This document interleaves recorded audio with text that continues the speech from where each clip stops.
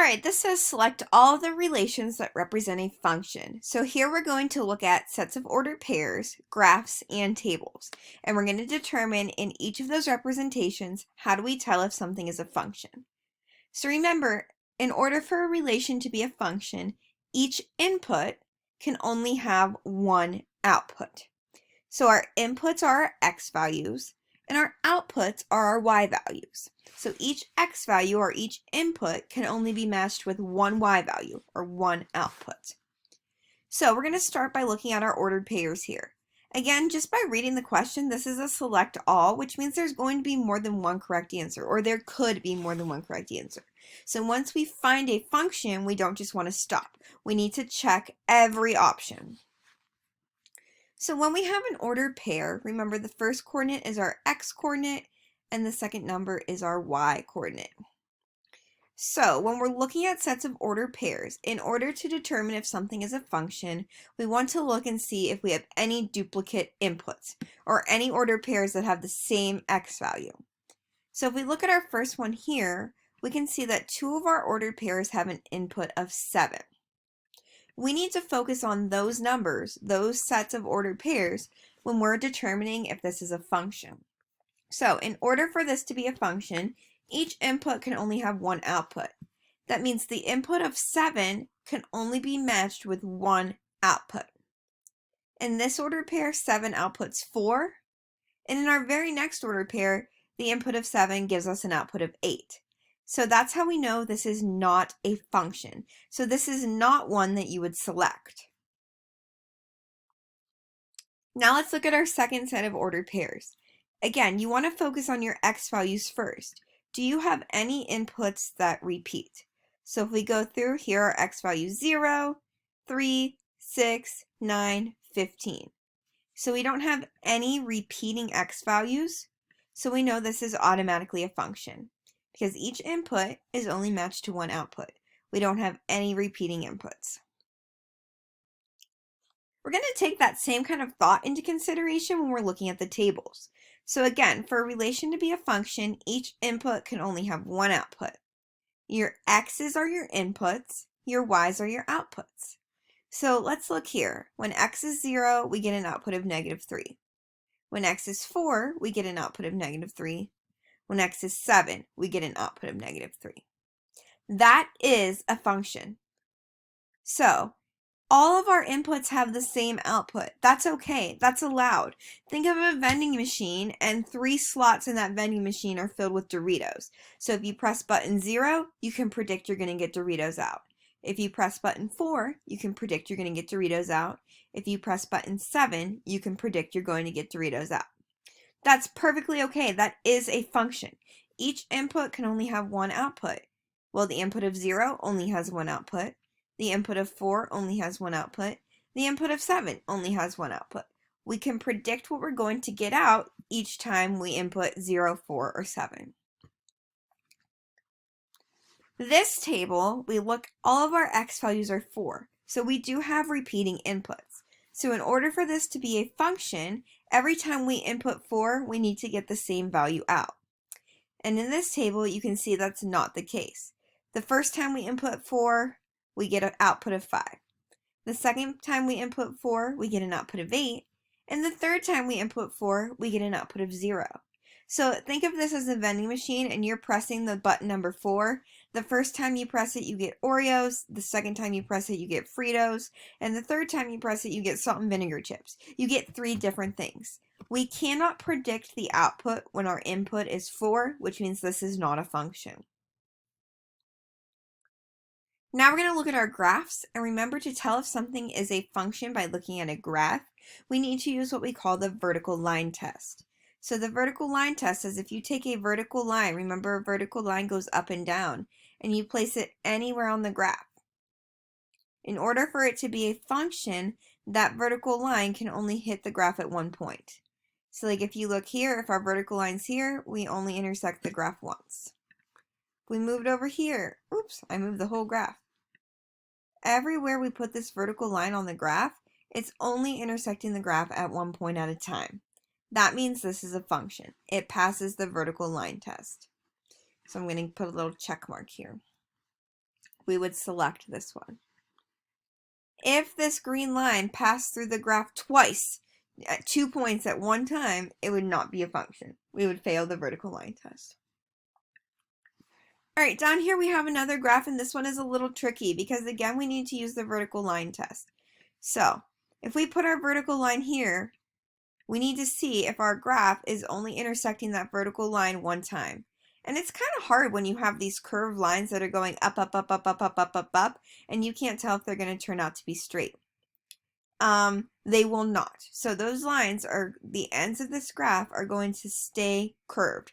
It's the slightest curved, but they're still curved. So no 2 points will be on the vertical line at one time. And this one here is also a function. So again, for something to be a function, each input can only have one output.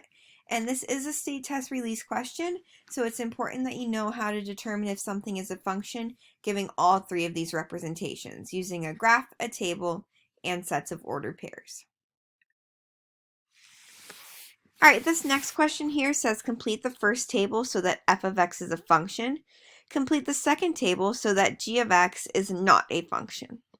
So again, same thing. There's a bunch of different ways that you could correctly complete this table.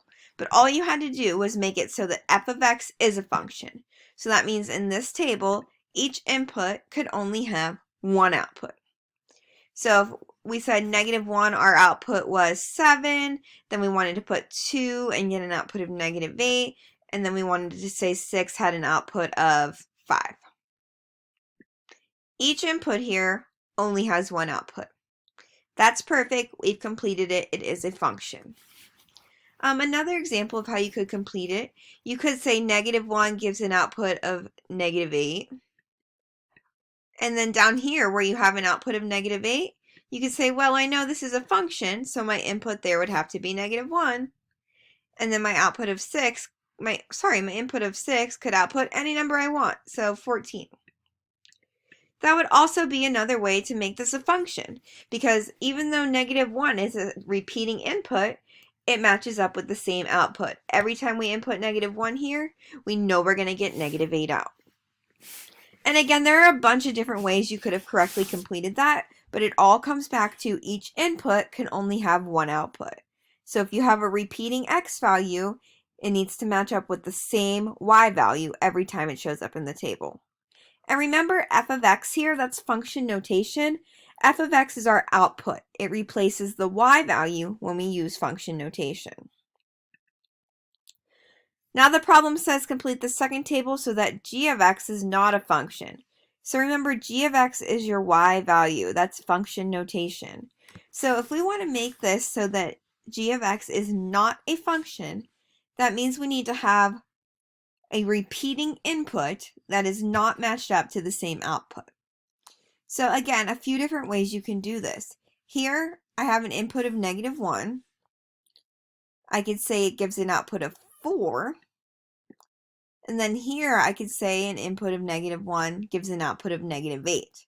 Right there, it's automatically not a function. And I could put any number I want over here. I could say 6 also gives an output of 4. That's okay.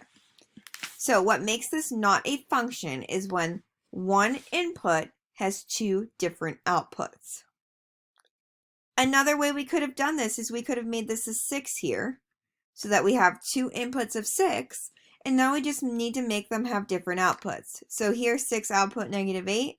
I could say down here 6 outputs 14. Right away, not a function, and then I just need to fill this in. I could say -1 outputs 0. Doesn't really matter what number I put there, as long as I have repeating inputs with two different outputs. Again, there are a bunch of different ways to make this, the red table, a function and the green table not a function. You just need to know for a function, each input can only have one output. It all comes back to knowing that definition. All right, last question here. Which table represents y as a function of x? They're kind of wording this a little bit funny here, but all it's asking you is which table represents a function. So, again, same thing. All of these questions come back to knowing the definition of a function. Each input can only have one output. So if we look at letter A, we have repeating inputs. Can we predict what we get out when we put in 0? No, because we get a different output each time. So this is not a function. For B, we get 3 different inputs. They all have an output of 0. That's okay. Remember, it's like the vending machine. Slot 3 has Doritos in it. Slot 5 has Doritos in it. Slot 7 has Doritos in it. So if I press button 3, I can predict what I'm going to get out. If I press button 5, I can predict what I'm going to get out. If I press button 7, I can predict what I'm going to get out. So this is a function, but we're going to continue to go through and look at these other ones and see why they're not the correct answer. All right, table C, when I input 0, I get an output of 0. So far, we're a function. Now, if I input 4, I get an output of -2. Oops, sorry, I get an output of +2 the first time. But the next time I input 4, I get an output of -2. This right here is what makes this not a function.